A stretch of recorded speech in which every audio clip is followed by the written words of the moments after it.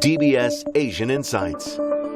Selamat datang Pak Haryadi Sukamdhani, Ketua Umum Asosiasi Pengusaha Indonesia. Ya, makasih Pak Gundu. Pak Haryadi, program tax amnesty sudah resmi dimulai di bulan Juli ini. Anda merupakan salah seorang yang yakin kalau program ini akan berhasil. Kenapa? Ya, pertama adalah ini menjadi kebutuhan dari wajib pajak ya, karena wajib pajak ini mempunyai kelemahan di dalam pelaporan SPT-nya.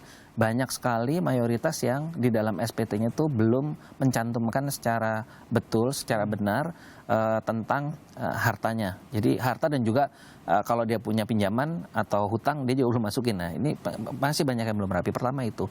Kedua adalah bahwa nantinya di dalam keterbukaan informasi mengenai perpajakan tahun 2018 ini kan menjadi problem kalau mereka tidak ikut. Ya, yang ini yang bersebut. Nah, yang ketiga bahwa di dalam undang-undang pengampunan pajak ini juga dalam kacamata persepsinya si wajib pajak cukup menarik gitu loh. Uang tebusannya dibuat gradual tapi masih terjangkau untuk mereka melakukan deklarasi atau mereka melakukan repatriasi gitu. Oke, asumsi dari pemerintah bahwa pendapatan dari program tax amnesty ini bisa mencapai 165 triliun rupiah. Apakah asumsi ini rasional, Pak? Memang ini nanti kita mesti lihat ya, karena kalau menurut pandangan kami memang cukup agresif ya, cukup optimis gitu ininya targetnya. Tapi kalau melihat perkembangan terakhir ini, kami melihat sebelumnya confidence kami mungkin hanya sekitar uang tebusan itu mungkin hanya sekitar antara 70-80 triliun ya kemungkinan. Tapi kalau kita melihat antusiasnya masyarakat untuk ikut program ini, terutama yang deklarasi, mungkin di atas 100 triliun itu mungkin tercapai. Tapi apakah nanti akan mencapai 165 triliun, memang ini perlu waktu ya. Tapi kalau kami meyakini kalau di atas 100-nya kemungkinan bisa tercapai. Nah, Pak Haryadi, dari sudut pandang sebagai seorang pengusaha, Pak, kenapa sebenarnya pengusaha harus memanfaatkan program tax amnesty ini, Pak? Begini Mas, kalau kita sebagai pengusaha ini kan semua administrasi perusahaan kita ya, semua administrasi bisnis kita ini kan harus teradministrasi dengan baik. Salah satunya adalah masalah pajak.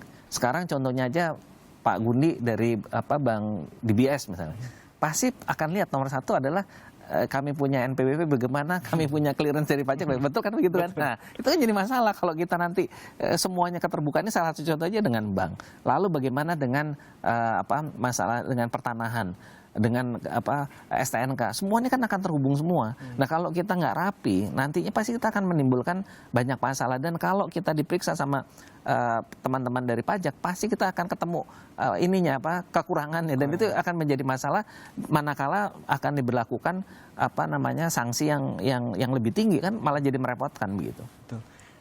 Dengan adanya potensi dana yang masuk ke Indonesia, yang pemerintah estimasinya bisa mencapai 1.000 triliun rupiah, sebenarnya menurut Pak Haryadi, apakah bank-bank domestik ini siap? Saya rasa siap ya. Hari ini kalau kita melihat buktinya LDR kita juga 90% kan.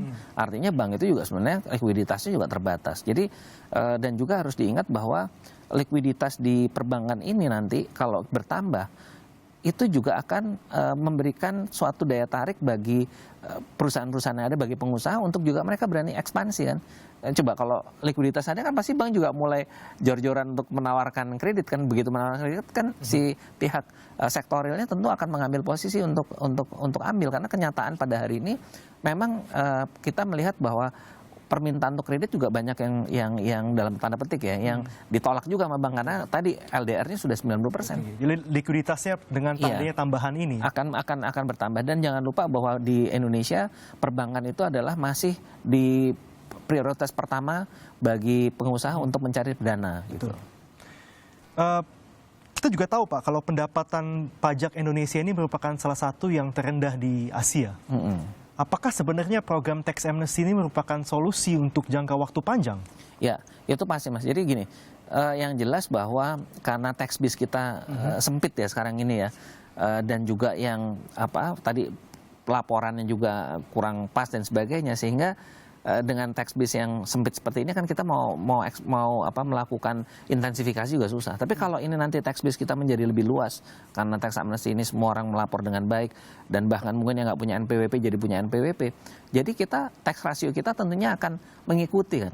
Memang betul kita rendah, kalau nggak salah kita hanya 12%. Padahal kita paling nggak di 14% ke atas kan. Jadi itu memang sangat mungkin terjadi dan ini memang solusi jangka panjang. Nah, ini sebenarnya salah satu concern dari beberapa pengusaha adalah bahwa dengan mereka gabung di program tax amnesty ini menjadi basis gitu untuk pelaporan pajak di jangka waktu ke depan. Apakah itu benar? Iya, memang betul. Jadi tadi seperti yang saya sampaikan bahwa pada akhirnya kita nggak bisa menghindar lah, karena semua sistem akan terlihat semua kok. Apalagi kan nanti juga diajukan juga sekarang baik dari pihak DPR maupun pemerintah ya, yang meminta akses untuk perbankan. Nanti kalau udah akses perbankan kan jadi masalah. Apapun akan terlihat kan, profilnya masing-masing wajib pajak itu akan terlihat. Jadi menurut pandangan memang waktu ini adalah waktu yang sangat tepat untuk dilakukan undang-undang tersebut. Nah, Pak Haryadi, dari pemerintah sendiri sebenarnya seberapa perlu mereka akan adanya penambahan pajak dari tax amnesty ini? Iya, sangat Mas ya, karena sekarang kan mereka pada kenyataannya tadi tax ratio-nya kan rendah. Rendah sekali. Lalu juga dari segi pembiayaan untuk pembangunan kan juga semakin besar, apalagi kita akan terlambat di membangun infrastruktur ya. Infrastruktur aja kalau tidak salah untuk 5 tahun pertama ini butuhnya 5.000 triliun. Mau dana dari mana kalau misalnya tidak didorong juga oleh intensifikasi pajak itu. Ya. Oke, terima kasih Pak Haryadi Sukamdhani. Terima kasih Pak Budi.